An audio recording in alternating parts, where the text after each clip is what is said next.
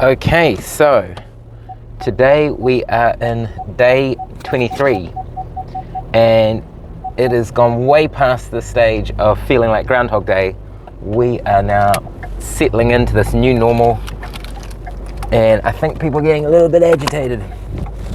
But yeah, we're still in level 4.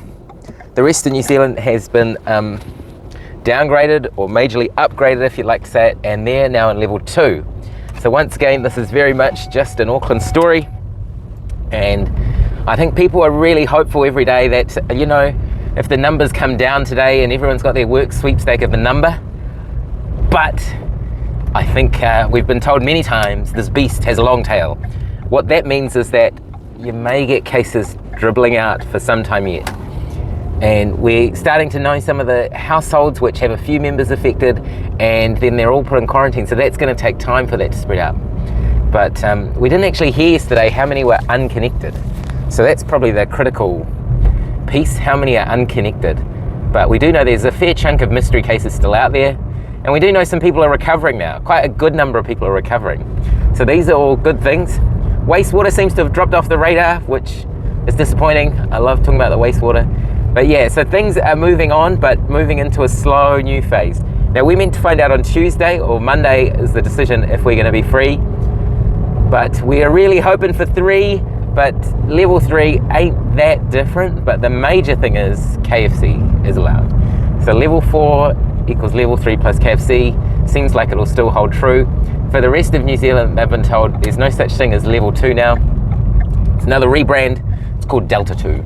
And so there has to be some mask wearing out and about, which is quite ironic because around where I seem to be walking, there is hardly any mask wearing at level 4. And so, I don't know. I don't actually think it's people saying, I'm never wearing a mask. I don't think it's a huge chunk of people with medical exemptions, whatever they are, but maybe there are some. But I think the most think that, look, we just got to wait this out. We've done it before. It doesn't really make a difference. And we'll get through it, which may be true. It's interesting, there's a lot of people running, and there's always a thing, oh, I'm never running without a mask. I'm never running with a mask on, sorry. And so, because I'm gonna, I don't know, feel too weird about it. So I ran the other day with a mask, and maybe I'm not running as fast as a lot of people, but it was exactly the same. But maybe you reach a threshold where I'm probably so used to wearing a mask that it actually becomes easier to wear a mask in other ways. But looking through so far, we have 0% less, not one single mask wearer. We've got a lot of people out and about and no one is wearing a mask. Oh, the one person's wearing a mask around the chin, so they might be doing it when they're sneaking, you know, when they're brushing past people. That's all good. It's interesting listening to my daughter's classroom Zoom, how many kids have suddenly found themselves in the Coromandel and Pauanui just soon as lockdown happened. They just happened to be there. And I know this gets everyone a bit up in arms about Aucklanders just exiting straight away as soon as there's a lockdown, but I mean, if they get out and stay out, it probably is better for everyone because we just want less people here and it seems like it's contained now. What you don't want is back and forth, but yeah, out over our house you can see all these lights typically, and as soon as we went into level 4 there was just less lights, and I don't think people were sitting there in the dark. I think they got out of there. But anyway, they seem to be probably helping because there's just less people to bump into. Even on my walk there's just too many people sometimes, so I've been a bit careful about that. So this, since last time, so yeah, New Zealand's at, the rest of New Zealand's at level 2. I think Aucklanders are feeling hopeful, but not really that hopeful that this is just going to go away. The numbers are certainly driving down, but I think everyone's now experts to think, yeah, but what about the testing and what about the wastewater? We're actually more looking for ways that we're going to stay in this for the longer haul, which, I mean, the data modelists, they've really come to the floor here, but a lot of times it seems if you can get the cases down to 0, you can actually get to level 1, which is really good for everyone, rather than having level 3, 4 bouncing levels, etc., etc. So here's hoping we're on that track. And so for some reason the media has gone bananas over Middlemore Hospital. So they had a case of COVID, surprise, and so they stood down, I think 14 docs, a bunch of nurses, just fairly usual stuff, really. So this has happened on a greater scale at Auckland Hospital at the start. They closed down 2 wards, which is a lot of people. 800 tests, all negative. And at my DHB, we actually closed the whole emergency department, which I don't think many people had ever heard of that happening ever. So the whole emergency department was closed. Now, for some reason, the Middlemore case has got everyone up in arms that something was done wrong, this person shouldn't have been in the wrong room, and that may be the case, but we've made these errors before. I mean, when people come in, they don't tell you, oh, I've got COVID, by the way. They come in with all sorts of things, and a test was done, thank goodness, and it turned out to be positive. So I'm not sure why the media is getting so interested in the Middlemore case, when literally a week and 2 weeks ago, we were closing down massive chunks of the hospital with far greater risk to everyone. But anyway, I think it's probably because someone from the public went to the media, and that's a new thing we're seeing this time, is the Facebook live streaming. And so the latest chap who's decided to Facebook live stream has given us some good insights of what's really going on, and he describes how he feels people are being discharged too quickly from hospital, and he's got a temperature of 39. He was offered some Panadol, and he said, F-bomb, I don't need Panadol, I need the hospital. Well, I don't know if anyone is ever going to front foot it, but has anyone got an effective treatment for mild COVID or even severe COVID? Not really. Dexamethasone, ventilators. So surprisingly or not surprisingly, this person has sent out a few other pictures not wearing a mask, of course demanding that they stay in hospital because they feel bad.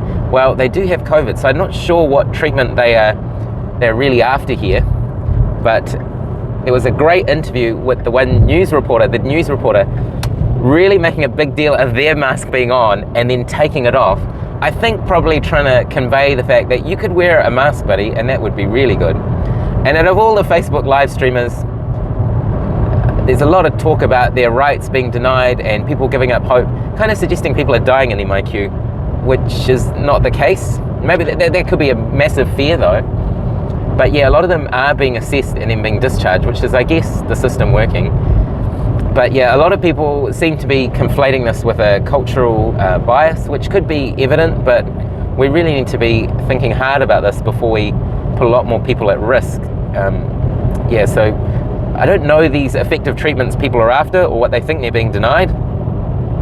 I think if you're in America, people would start saying ivermectin and other different things, and that's I guess a more well-formed conspiracy. But at the moment, people are complaining on Facebook that they're being denied some sort of service, and sure enough, not much mask wearing in all the videos, and not one person is talking about get vaccinated. So we had the figures released, pretty much everyone in hospital is non-vaccinated, and that is a good thing to call out, because I don't think that's necessarily, the government really needs to take responsibility for that, because it was their plan, it was their insistence on opening up to Sydney in particular, which has caused this mess. It was their insistence on not closing down early, unlike us, where we seem to close down very early. So that was a deviation from what we're used to, and now they've got a whole lot of vulnerable unvaccinated people. And sure enough, the government's response is, oh, we're going to throw heaps of money at the problem. But let's hope. I think the best thing is to give money and give resource to the people who know how to get this done within their own groups. Certainly yesterday New Zealand said, oh, we've got new vaccines, which is great news, so we can keep vaccinating. And so someone asked, what about the Pacific? So a lot of the Pacific is way ahead of New Zealand in their vaccination. So we seem to have this issue where if you have the home country have a vaccination strategy, they can vaccinate their people. But in New Zealand, the government really wants to own their process and makes it difficult. And I'm not sure why they're really hanging on to that. I think there is some processes they really want to hang on to, but we really just want to get these vaccines to people. Barriers are really going to be dramatic in this situation. And of course, the situation is such a pickle that a lot of people probably prefer to get their vaccination in a more community setting where it's more group responsibility rather than the Anglo individual rights and responsibilities approach.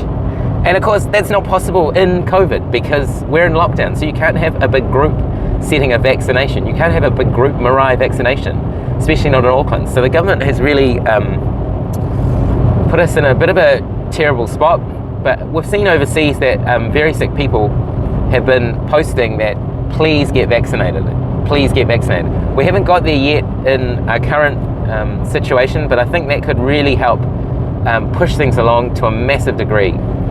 So I'm hoping people start talking about the vaccination. But the fact that 87 of the 88 are not fully vaccinated, and 84 of the 88 who have been in hospital have not had any vaccination is an absolute disaster.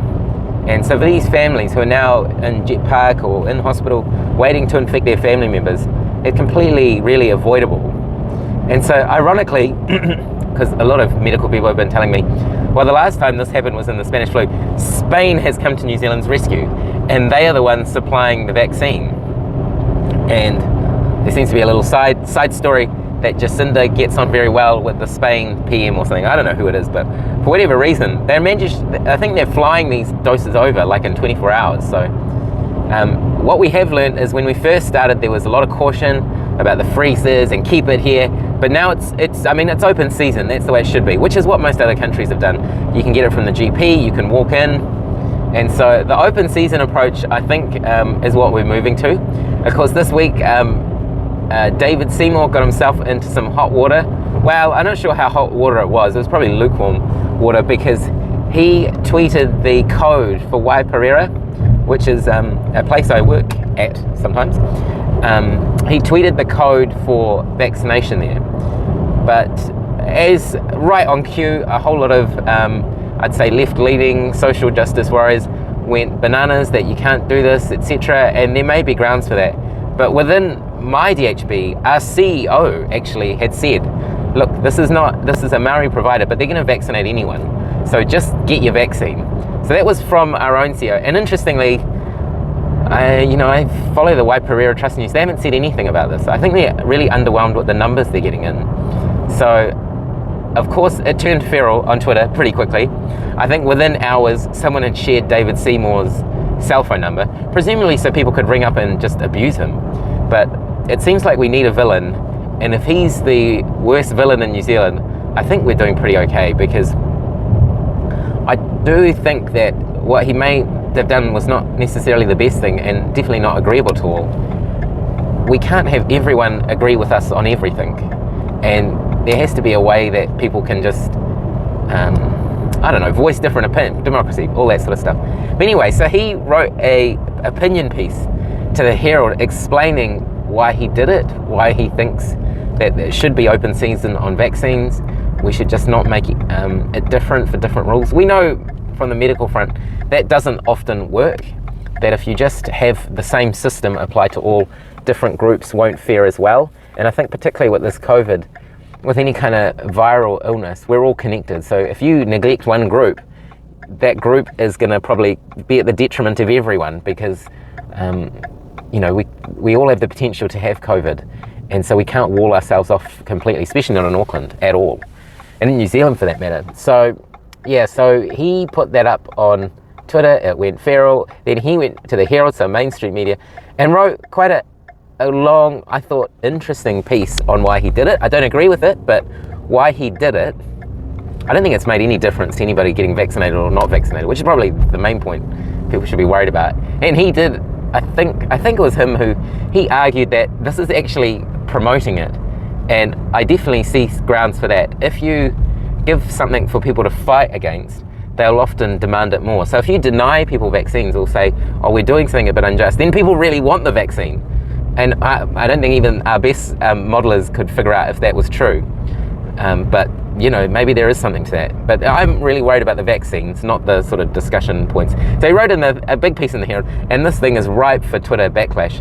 But of course, there was basically none, because I think, like most things, once you get to understand people's points of view, the knee-jerk reaction often doesn't seem that bad. And I'm the worst at this, because anytime any politician, in fact, if it wasn't for lockdown, I was in a competition to have lunch with Grant Robertson, because I thought this will be fascinating. Every politician I've ever met, I've thought, yeah, they seem like so reasonable. Like, yeah, that makes sense. But maybe I'm quite gullible and naive and need to pick a tribe a bit more. I don't know. I don't think most people actually care. Yes, so Spain's come to our rescue. The Spanish flu, they're going to fly over the vaccines. Which is good news for everyone, and good to see that there was a sort of deal done, that the government realised we've screwed up, we've got to fix this, and we've got to fix this quickly. New South Wales, they're still rocking a steady 1,400 cases on their vaccine thing. They said we're going to get to 70%, and then it's complete. Everything's open. And we've seen this experiment. We don't need to run the simulation. We've seen this experiment where countries do get to a plateau level of vaccine, and the story isn't that great. So Israel, Singapore is way over 70%. The story isn't that great. The UK, the story isn't that great. So I'm not sure. I mean, Sydney seems to be having this fine line between doing what they think they can achieve and doing what they really want. And I'm worried that this is going to get worse. How it's factored into my kind of sphere of the world is there's a lot of reports of children being in hospital, not with COVID actually, with parents who are sick, and no one else is able to look after the children. And I think that must be awful for the child, awful for the parents, and just awful for a society, I guess, that kids are being admitted to hospital because there's no other way to care for them. So anyway, we've tried to have a think about that if that ever happens here. I do not think it is at all likely. So rest assured, I think we are going to be way away from that. And the government's actually signalled, like, forget about your Trans-Tasman bubble for now. Forget about any kind of travel for now, which is totally fair enough in the current thing. And so so we'll see what happens to our Sydney friends. I don't know what they think will be different for them, but maybe their tolerance for keeping in lockdown is just way less. It is way less. And I know people pre-COVID, pre all this, which seems like a million miles away now, 2019, it was common, like people would travel to Sydney and to Melbourne in particular to shop, to go out, to have fine food. So I mean, I got to respect that they may have a more compelling reason why they don't want to just say, look, we're going to gradually come out of lockdown, because I'm sure people are hurting, and people in New Zealand are hurting, and we've hardly had any sustained lockdown compared to a lot of countries, but people are hurting. Businesses are closing down. A lot of hospitality stuff won't reopen, but I suspect there are market forces and opportunities which will spring up. So anyway, we can't get too worried about that. And yeah, the good story about a doctor who couldn't go to a wedding because they work on a COVID ward, and I'm fully in support of the people against for the doctor not being invited to a wedding. Yeah, I mean, they've got to decide. I mean, you can not invite people to a wedding for all sorts of reasons. I know it does get quite political, but not working in a COVID ward, you can imagine wedding, typically older people there, typically some singing, some drinking. I think it was in the UK, so yeah, there's going to be a bit of mixing and mingling for sure. And I mean, we had our own Bluff Oyster wedding, which is the classic New Zealand quaint story, and that turned out to be a major tricky cluster. So yeah, I think the story was written as a sympathy piece for this doctor can't go to the wedding, but yeah, these things are happening. I mean, in our restrictions, you can't even have you've got to have a bubble wedding. So yeah, wedding and tangihana funerals really clamped down. So I don't see what's different here. They have closed a lot of the car parks, which just is why? Anyway, I better focus on getting this car its home and then get into work.